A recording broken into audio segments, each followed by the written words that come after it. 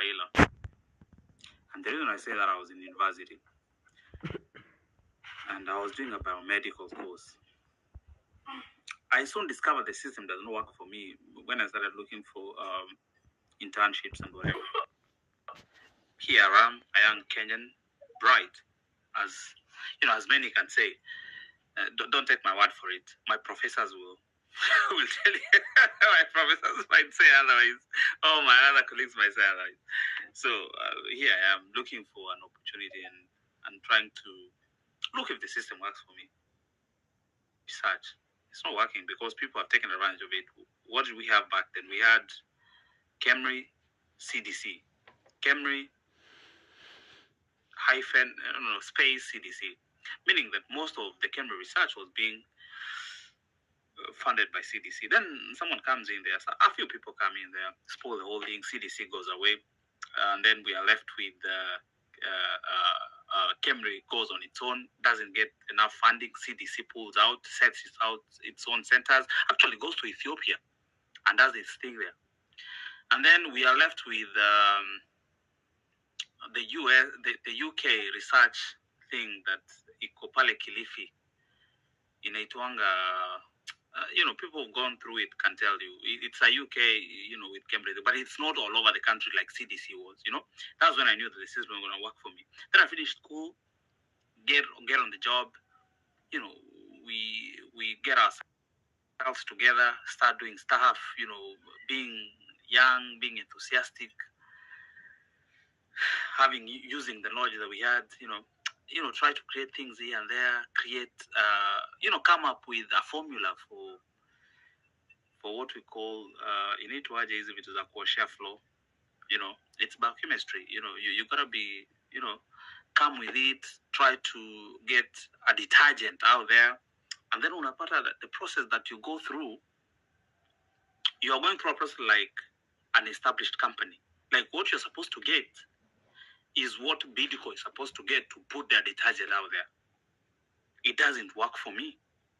If I'm Vladimir and I'm trying to put that out, it doesn't work. So back in 2007, 2009, I already knew it's not working for me. And I was not the only one. Probably people before that had already known that it's not going to work for them. Coming to what you're talking about as rabbits and whatever, you don't expect 4K club initiatives. Hizo 4K clubs unasema za keep rabbits and nini. Those are 4K clubs. My friend, I did agriculture in class 4, 5, 6, 7. Tulikuwa na 4K clubs. So we were tunaweka sungura, tunaweka nini, kuku za mayai. You don't expect 4K clubs to work for you in the 21st century.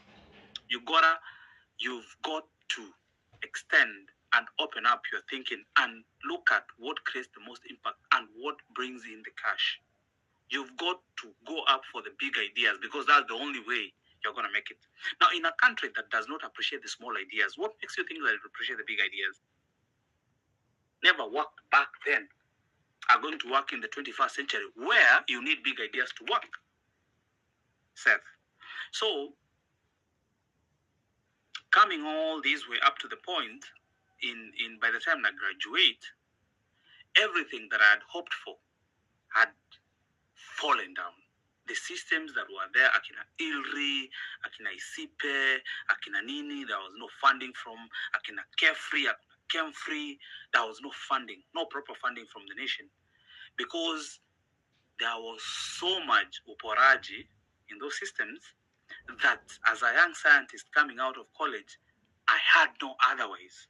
So what did I do, Seth? I went the way you are talking about. I tried to set up my own business. Try to set up my own, inaitwaje hii mambo ya kuchukua tenders na nini. Fortunately, I had a father who was a principal. And then we did do some tenders hapa za kusupply my computers hapa na pale. But that was not my passion. It was something I was doing by the side. But I already knew that whatever I'm supplying was substandard. Because I knew these computers in 2-3 years, zitakufa. This school, haitakuwa na hii computer lab in 2-3 years. But I already taken the money.